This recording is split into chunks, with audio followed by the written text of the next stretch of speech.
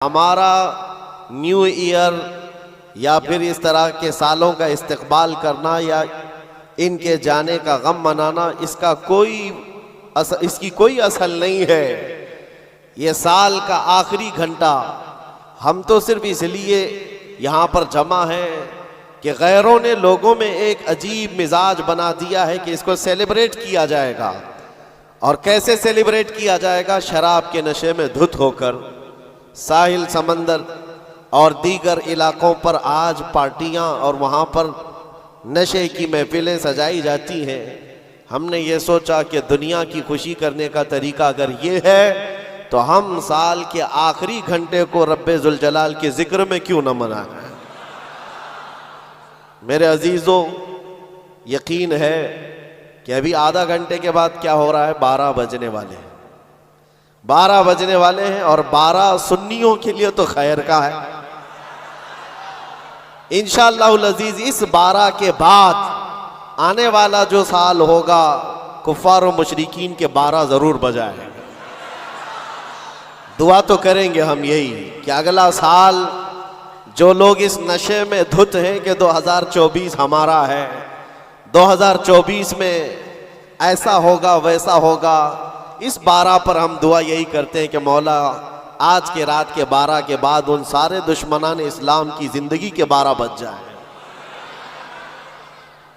अल्लाह करीम वो दिन जरूर लाएगा। और मैंने एक आयत तिलावत की है आपके सामने, कुरान पाक की मशहूर सूरह है, सूरह वद्दुहा। रब तबारक व तआला कसम याद फरमा रहा है उस चाश्त के वक्त की कसम जो महबूब के चेहरे की तरह चमकता है। वल्लैल इज़ा सजा, उस रात की सियाही की कसम जो महबूब की जुल्फों की तरह है। मा वद्दअका रब्बुका वमा क़ला, महबूब आपके रब ने ना आपको छोड़ा है और ना कुछ कम किया है। वलल आखिरतु खैरुल लका मिनल ऊला, ऐ महबूब आपकी हर आने वाली घड़ी पिछली घड़ी से बेहतर है। जब ये वादा किसका है? रब्बे जुल जलाल का। हुजूर की हर आने वाली घड़ी पिछली घड़ी से बेहतर है तो उम्मत की भी हर आने वाली घड़ी पिछली घड़ी से बेहतर हो।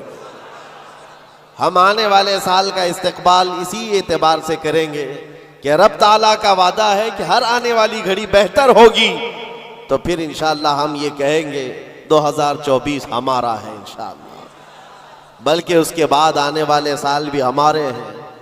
मैं गुफ्तगू की तरफ आगे बढ़ता हूँ, लेकिन उससे पहले आपको मैं बताऊँ, ऐसे डर के माहौल में, ऐसे सरासीमगी के वक्त में जहाँ लोग छोटी सी अफवाह पर भी घरों पर दुबके बैठे हुए हैं, आज मुसलमानों में ख़ास तौर पर इतना डराया गया है कि लोग सफ़र करना भी छोड़ रहे हैं। अरे नहीं, अब ऐसे हालात हो जाएंगे, हम ट्रेन का सफ़र नहीं करेंगे, फलां जगह ना जाए। इतने डर के बावजूद, डर तो तुम्हारे अंदर फैलाया गया, खौफ तुम्हारे अंदर लाया गया, लेकिन जानते हो उनके पाखंडियों की बातों को सुना कभी? ये गुफे में बैठकर ये कहते हैं कि 2029 में भारत का प्रधानमंत्री मुसलमान बन सकता है। यह हम नहीं कह रहे, यह हम नहीं कह रहे, और ना ही उस कुर्सी की लालच में हम दौड़े भाग रहे हैं। जिसके पास आयतल कुर्सी है उसे उस कुर्सी की हाजत नहीं। लेकिन दिलों का खौफ ये बताता है, उनका डर ये बताता है कि अगले साल आने वाले इनके लिए हो सकते हैं। और मैं दुआ करता हूँ अल्लाह उनका डर सही फरमाते। अजीज़ान गिराम वक़ार, हर आने वाला दिन तुम्हारे लिए बेहतर है, लेकिन शर्त है, एक ही शर्त है, क्योंकि रब ताला ने फरमाया वला तहीनु वला तहज़नु व अंतुमुल अअलौन, घबराओ मत, बेकरार मत हो, तुम सबसे ज्यादा कामयाब रहोगे इन कुंतुम मुमिनीन। शर्त यह है कि तुम मेरे नबी की गुलामी में आ जाओ, ईमान वाले हो जाओ, तब फिर तुम्हारे लिए हर आने वाली घड़ी बेहतर है, हर आने वाली घड़ी पिछली घड़ी से बेहतर है। शर्त यह है कि ईमान की जिंदगी आ जाए तुम्हारे। और ईमान ना हो, ईमान किसे कहते हैं सबको पता है, हदीस रसूल है, मेरे आका सल्लल्लाहु अलैहि वसल्लम ने फरमाया ला युमिनु अहदुकुम हत्ता अकूना अहब्बा इलैहि मिन वालिदिही व वलदिही वन नासी अजमाइन। तुम में से उस वक्त तक कोई मोमिन नहीं हो सकता कामिल जब तक कि वो अपने माँ बाप औलाद और सारी दुनिया से ज्यादा मुझसे मोहब्बत ना करे। दूसरी हदीस है ला युमिनु अहदुकुम हत्ता यकून हवाहु तबअन लिमा जिअतु बिही। हुजूर पाक सल्लल्लाहु अलैहि वसल्लम फरमाते हैं तुम में से उस वक्त तक कोई कामिल मोमिन नहीं हो सकता जब तक कि वो अपनी ख्वाहिशात को मेरी मर्जी के मुताबिक ना बनाए। हुजूर की मर्जी के मुताबिक जब तक तुम अपनी ख्वाहिशात नहीं बनाओगे मोमिन नहीं हो सकते, और मोमिन कामिल नहीं होगे तो फिर मदद भी नहीं है। मैं उस मोमिन की बात कर रहा हूं जिसको कुरान कहता है कभी कद अफलहल मोमिनून, ईमान वाले कामयाब हो चुके। कौन से ईमान वाले? ईमान की शर्त अव्वल है हुजूर के लिए बे इंतहा मोहब्बत करना, शर्त अव्वल है। अब आइए हम आज की इस रात में तज़किरा उन लोगों का करें जिनका जिक्र हमारे ईमान की जिला का सबब है। वो दीवान गाने इश्क रसूल जिन्होंने अपनी जिंदगियां हुजूर के कदमों में निछावर कर दी। मैंने आज ये सोचा कि उनकी बारगाहों में खिराज अकीदत पेश करते हुए जवानों के लिए मिसाल रखो। आज के नौजवान आइडियल किसको समझेंगे? मेरे अजीजों, दुनिया आज बड़ी बड़ी स्क्रीनें लगाकर मुजरा करने वाले जालिमों के नाच को देख रही होगी। स्टंट करने वाले इनके सामने हीरो बन जाते हैं। मैं आज आपको उन जियालों की बात रखना चाहता हूं जो हकीकत में हीरो हैं, जो पूरी दुनिया के लिए हीरो हैं। उस बतले जलील का एक नाम काफी है, खालिद बिन वलीद। इसकी मिसाल दुनिया लाने से कासिर है। मेरे अजीजों, मेरी पूरी गुफ्तगू का खुलासा सिर्फ इतनी बात पर होगा जो बरेली के इमाम ने पुकार कर कहा था, फिर के गली गली तबाह ठोकरें सबकी खाई क्यों, दिल को जो अक्ल दे खुदा तेरी गली से जाए क्यों। आज जो गली गली घूम रहे हैं उन तक भी पैगाम पहुंचाओ, फिर के गली गली तबाह ठोकरें सबकी खाए क्यों। आ जाओ इस दरबार में, इस दरबार का जो सग भी हो जाता है, कुत्ता भी होता है, वो अपने वक्त का मुजद्दिद बन करके ये नारा लगाता है, ये नारा लगाता है, उस गली का गधा हूं मैं जिसमें मांगते ताजदार फिरते हैं। उस गली का गधा हूं मैं जिसमें मांगते ताजदार फिरते हैं। खुसरवी अच्छी लगी ना सरवरी अच्छी लगी, हम फकीरों को मदीने की गली अच्छी लगी। हुजूर ताजुश शरिया बदर तरीका फरमाते हैं, बुल हवस सुन सीमो जर की बंदगी अच्छी नहीं, उनके दर की भीख अच्छी सरवरी अच्छी नहीं। जो पिया को भाए अख्तर वो सुहाना राग है। ये ताजुश शरिया फरमाते हैं, जो पिया को भाए अख्तर वो सुहाना राग है। क्या मतलब है? जो मुस्तफा को पसंद आए वही असल राग है, वही बात अच्छी है। जो पिया को भाए अख्तर वो सुहाना राग है, जिससे नाखुश हो पिया वो रागनी अच्छी नहीं। जिससे नाखुश हो पिया वो रागनी अच्छी नहीं। पिया हुजूर के बारगाह में इस्तिआरतन कहा गया है। हुजूर को जो चीज ना पसंद है वो हमारे लिए अच्छी है ही नहीं। यही तो बरेली का मिजाज है। कहते हैं ना ताजुश शरिया रहमतुल्लाह ताला अलैह कि नबी से हो जो बेगाना उसे दिल से जुदा कर दे, पिदर मादर बिरादर जानो माल उन पर फिदा कर दे। ये सारे अशार का लुब्बे लुबाब खुलासा क्या है? उसका खुलासा यही है जो सहाबा का नारा था, हो ना ये फूल तो बुलबुल का तरन्नुम भी ना हो, चमने दहर में कलियों का तबस्सुम भी ना हो ना ये साकी तो मैं भी ना हो, खुम भी ना हो, बस में तौहीद दुनिया में ना हो, तुम भी ना हो। खीमे अफलाक का इस्तादा उसी नाम से है, नबज़े हस्ती तपश आमादा उसी नाम से है। दश्त में दामने कोहसार में मैदान में है, बहर में मौज की आगोश में तूफान में है। चीन के शहर मराकश के बयाबान में है, वही नाम पोशीदा हर मुसलमान के ईमान में है। और वो जो न हो तो और वो जो न थे तो। ये सारे अशार के बाद अब आओ मैं गुफ्तगू को आगे बढ़ाता हूं। इसी बात पर तवज्जो रखना, फिर के गली गली तबाह ठोकरें सबकी। अगर किसी को ठोकर लगी है तो वो दिल पर हाथ रखकर आ जाए। आज मैं उन जियालों की तरफ चलता हूं। यमन का एक कबीला बनु असद, एक कबीला है जिसमें रहने वाले एक शख्स है हारिसा, और उनकी बीवी, छोटा सा एक कुंबा, छोटा सा एक खानदान, 3 बच्चे थे। हारिसा और उनकी बीवी और 3 बच्चे। ये यमन का रहने वाला एक कबीला है। औरत अपने तीनों बच्चों को लेकर मैके जा रही थी, और बड़ा बेटा जो उस वक्त उम्र का 8 साल का था, जैद नाम था, काफिले पर अचानक डाकुओं का हमला हुआ और माल लूट लिया गया। और साथ ही डाकुओं ने ये जैद नामी छोटे से बच्चे को, 8 साल के बच्चे को भी गिरफ्तार कर लिया। एक माँ का कलेजा दहल गया कि मेरे 8 साला बच्चे को मुझसे छीना गया। बाकी 2 बच्चे तो साथ थे। माँ की कैफियत ऐसी थी कि पहाड़ों पर चढ़ जाती, चीखती थी, और अरबी में जो अशार कहती थी, अल्लाहु अकबर, आज भी मौजूद है। यमन की रहने वाली ये खातून पहाड़ों पर जाकर पुकारती थी कि कोई मेरे जैद को देखा है तो मुझे बता दे। और जब खबर बाप को आकर लगी, बाप जान निछावर करता था अपने बेटे जैद पर। बाप की ऐसी कैफियत कि खाना छोड़ दिया, और मिजाज में तब्दीली ऐसी आ गई कि लोगों से मिलना तक छोड़ दिया अपने बेटे की जुदाई के गम में। यमन वाले कहते थे कि हारिसा का बेटा जो गुम हुआ, यूसुफ गुमगश्ता है, यानी एक दूसरा यूसुफ है। जैसे हजरत याकूब अलैहिस्सलाम के बेटे यूसुफ की अलैहिस्सलाम की दूरी हुई थी तो आपने गम किया था, हारिसा ने अपने बेटे जैद की जुदाई में बहुत रोया। और वह अशार जो अरबी में लिखे जाते थे, यमन में जब वो अशार पढ़ते तो अपने जो दुश्मन होते वो भी रो पड़ते थे। बाप की जुदाई के गम के अशार लोगों को रुलाते थे। जमाना गुजर गया। अब डाकुओं ने उस जैद का किया क्या था, कुछ साल अपने पास रखा, और उकास के मेले में, मक्का के करीब एक मेला लगता था, और उस मेले में लाकर जैद को गुलाम बनाकर बेच दिया। जब बेचा तो ये जैद गुलाम बनकर के किसके हवाले आया, खदीजा बिन्त खुवैलिद, उम्मुल मोमिनीन हजरत खदीजा रज़ियल्लाहु ताला अन्हा के घर हजरत हकीम बिन हिजाम के जरिए से। जब ये गुलाम हजरत खदीजा के घर आया तो उस वक्त 15-16 साल की उम्र थी।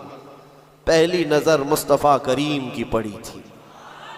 रसूल रहमत सल्लल्लाहु ताला अलैहि वसल्लम ने हजरत खदीजा के घर इस नौजवान को देखा।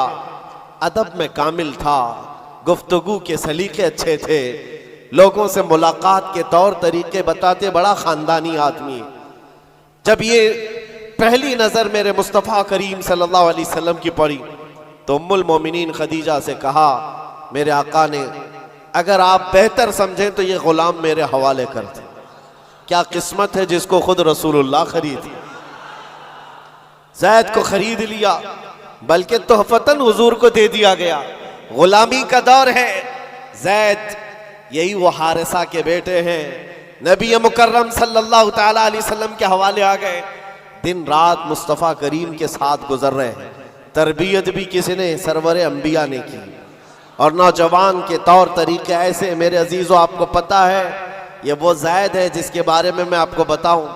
हुजूर पाक सल्लल्लाहु ताला अलैहि वसल्लम के चंद दिनों के बाद मक्का में मशहूर हो गए, मोहम्मद सल्लल्लाहु ताला अलैहि वसल्लम का अगर कोई महबूब है तो वो जैद है। हजरत अबू बकर सिद्दीक रज़ियल्लाहु ताला अन्हु भी इस बारे में फरमाते कि जैद को जो कराबत थी उस पर मुझे रश्क था हुजूर अकरम सल्लल्लाहु अलैहि वसल्लम का। अब जमाना बीतता गया, जैद के घर छूटे, खानदान छूटा, माँ छूटी, बाप छूटे, गुलामी का दौर चल रहा है। एक बार हज के लिए एक कबीला यमन से आया हुआ था, और यमन वाले हज करने के बाद वो अशार सुना रहे थे जो हारिसा जैद के बाप ने लिखे थे अशार, और रुला रहे थे। वहां जब ये कबीला यमन के वो अशार पढ़ करके सुना रहा था, यही जैद वहां से गुजर रहे थे। यमन वालों ने देखा, पहली नजर में पहचान लिया, ये वो जैद है जिसका बाप पूरे यमन को रुलाता है इसकी जुदाई में। यह मक्का हरम काबा के पास क्या कर रहा है। लोगों से पूछा कौन है, लोगों से पूछ करके जैद को बुलाया गया। पूछा तुम्हारा नाम का, जैद, बाप का नाम हारिसा। लोगों ने कहा तुझे पता भी है तेरी माँ का क्या हाल है, तेरे बाप का क्या हाल है, तेरी माँ रोज पहाड़ों पर चढ़ जाती है, आसमान को पुकारती है कि आसमान बता मेरा ज़ैद जिंदा है तो मैं जीने की तमन्ना रखूं। बाप तेरा अशार लिख करके यमन को रुलाता है। ज़ैद ने कहा कि हो सकता है, लेकिन जाओ, अगर मेरे माँ बाप इस गम में रोते हैं तो उनको मेरा सलाम कहना और यूं कहना कि उन्हें गुमगश्ता ऊंट की तरह मुझे तलाश ना करे, इसलिए कि उनका ज़ैद उनकी गोद से कई बेहतर गोद में है। यमन वालों को यह जवाब देकर भेज दिया, गुमशुदा कोई बच्चा अपने माँ बाप की खबर पाले तो क्या होना चाहिए, लेकिन यहाँ कैफियत बदली हुई है, यहाँ कैफियत बदली हुई है। हुजूर पाक सल्लल्लाहु ताला अलैहि वसल्लम की इस गुलामी में दिन रात गुजरते रहे, शब और रोज गुजरते रहे। मेरे अजीजों, जिसको हो दर्द का मजा नाज़े दवा उठाए। आपको मैं बताऊं, ये कबीला यमन का गया और जा करके ज़ैद के माँ बाप से कहा, हारिसा और उनकी माँ से कहा, तुम्हारा गुमशुदा बच्चा मिल गया, हरम काबा में हमने उसको देखा है और सुना है मोहम्मद नामी अरब के एक मशहूर शख्स की गुलामी में है और उनकी सखावत भी, दरिया दिली भी, रहम दिली भी मशहूर है। माँ और बाप ने खबर पाते ही महीनों का सफर दिनों में तय कर लिया। दौड़ते भागते मक्का पहुंचाए और जैसे पहुंचे पूछा कहाँ रहते हैं मोहम्मद सल्लल्लाहु अलैहि वसल्लम। हुजूर पाक सल्लल्लाहु अलैहि वसल्लम हरम काबा के पास ही उनको मिल गए। माँ इतना रोई, बाप इतना रोए, हुजूर पाक सल्लल्लाहु अलैहि वसल्लम को उन पर तरस आ गया। पूछा क्या बात है? कहा हमारा बच्चा गुम हुआ था, सालों बीत गए, अब तक हमने खाने का मजा नहीं चखा और हम सब की जिंदगी ऐसी वीरान सी लगती है कि उसके बगैर जिंदगी में अंधेरा है। पूछा हुजूर ने कौन है तुम्हारा बच्चा? कहा उसका नाम ज़ैद है और सुना है वह आपकी गुलामी में। हुजूर पाक सल्लल्लाहु अलैहि वसल्लम ने फरमाया, ज़ैद तुम माँ बाप हो ज़ैद के? कहा हाँ, अगर आप मुनासिब फरमा समझे तो हमें हमारा ज़ैद लौटा दें। आप अल्लाह के तरफ से सुना गया है बड़ा रहम दिल रखते हैं, हमारे लिए अपना ज़ैद लौटा दें। हुजूर पाक सल्लल्लाहु अलैहि वसल्लम ने कहा, मैं किसी के बाप और किसी की माँ से उसके बच्चे को अलग नहीं करना चाहता, लेकिन फिर भी ये फैसला मैं ज़ैद के ऊपर छोड़ता हूँ। वो चाहे तो मुझसे आज़ादी ले ले, बग़ैर किसी रकम के, बग़ैर किसी फिदिये के ग़ुलामी से आज़ाद करता हूँ और तुम उसे ले जाओ, और अगर नहीं तो फिर उसकी मर्ज़ी जो हो उस पर अमल किया जाए। फिर माँ बाप को ला करके ज़ैद के सामने खड़ा किया जाना था। मुअर्रिखीन ने जो तारीख़ लिखी है, पढ़ते हैं तो आंखें आप दीदा हो जाती हैं। मेरे अजीज़ों, रसूल पाक सल्लल्लाहु अलैहि वसल्लम अपने घर ये दोनों माँ बाप को जो बिछड़े हुए बच्चे की जुदाई में रोते हुए आए थे, चचा भी साथ था, हुजूर अपने घर ले आए और उसके बाद ज़ैद अपने कामों में मसरूफ़ थे। बुलाया, ज़ैद इधर आ जाओ। आए ज़ैद, जैसी पहली नज़र पड़ी बाप पर, माँ पर, क्या कैफियत होनी चाहिए। बरसों का बिछड़ा हुआ बच्चा है, बरसों से दूर रहने वाला, माँ बाप की मोहब्बत में ये जुदाई के गम बर्दाश्त करने वाला। एक नज़र उठाई, फिर नज़र झुका ली और सरवरे कायनात की तरफ देखने लगे। मेरे आका ने पूछा, ज़ैद तुम जानते हो इनको? कहा हाँ या रसूल अल्लाह, ये मेरे बाप हैं, ये मेरे चाचा हैं, ये मेरी माँ हैं। हुजूर ने पूछा, ज़ैद तो फिर मिलते क्यों नहीं? बरसों के बिछड़े हुए हो, फिर उनके पास जाते क्यों नहीं? ज़ैद ने कहा, या रसूल अल्लाह, आपके चेहरे को देखने के बाद फिर किसी के चेहरे की तरफ हम नजर नहीं उठाते। तेरे कदमों में जो है गैर का मुंह क्या देखे, कौन नजरों में जचे देख के तलवा तेरा। रसूल पाक सल्लल्लाहु अलैहि वसल्लम ने फरमाया, जाओ ज़ैद मिल लो, माँ से मिल लो, बाप से मिल लो। माँ ने कलेजे से लगाया और चूमना शुरू किया, बाप ने माथा चूमा। यह अजीब मंजर था।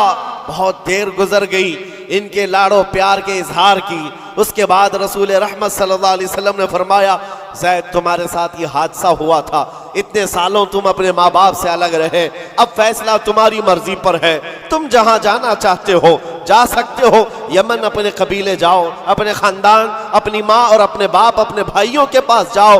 हज़रत ज़ैद उस वक्त खड़े होकर कहते हैं, मक्का वाले ये मंजर देखने के लिए हुजूर के घर के अतराफ जमा हो चुके हैं, बहुत सारे जमा हैं। ज़ैद ने सबको मुखातिब करके कहा, ऐ लोगो हाजिरीन मजलिस, सब देखो ये मेरी माँ है, ये मेरे बाप हैं, ये मेरे चचा हैं, लेकिन सबको गवाह बनाकर कहता हूँ मोहम्मद अरबी सल्लल्लाहु अलैहि वसल्लम की गुलामी 1000 आजादियों से अफजल है। मैं अपनी माँ के पास ना जा सकता हूँ, ना बाप के पास जाना चाहता हूँ, मैं हमेशा इसी दर की गुलामी में रहना चाहता हूँ।